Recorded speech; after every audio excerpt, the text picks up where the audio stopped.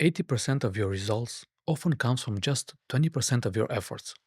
This is the Pareto principle, also known as the 80-20 rule, and today we are breaking it down for designers.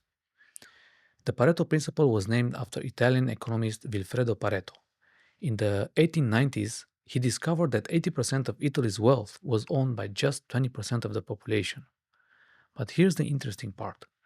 This rule applies far beyond economics. In design, the Pareto principle shows up all the time. For example, 20% of a website's pages, like the homepage or key landing pages, can drive 80% of user engagement. That's why focusing on those pages first is crucial. Or take a mobile app. Users might only use 20% of the features like messaging or search, but those features deliver 80% of the value.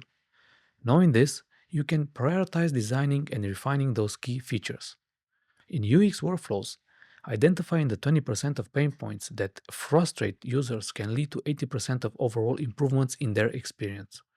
For example, fixing a slow loading page or clarifying confusing navigation can instantly improve satisfaction. In branding, the logo and tagline often account for 80% of how a brand is recognized.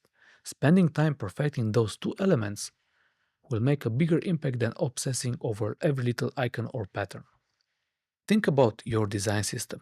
A handful of reusable components like buttons, headers, and cards can cover 80% of your project. Instead of reinventing the wheel, invest time in making those components versatile and high quality. And by the way, I am Dan, and on this channel I explore design topics that have inspired me throughout my career, and I hope they'll spark inspiration for you too. In UX, simplifying the 20% of steps that users find frustrating, like a clunky checkout process, can eliminate 80% of pain points and increase conversions. Focus on making those steps smooth and intuitive. And in graphic design, 20% of the elements like bold typography or striking imagery can create 80% of the emotional connection. Focus on those big impact choices instead of getting lost in the small details.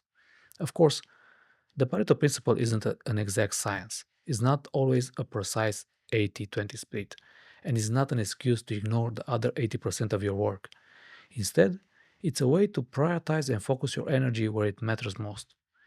Here's how to start using the Pareto principle as a designer. First, identify the 20% of features, pages, or elements that deliver the most impact. Second, dedicate more time and resources to refining those.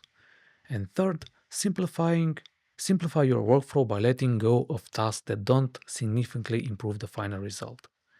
The Pareto principle isn't just a productivity hack, it's a mindset shift.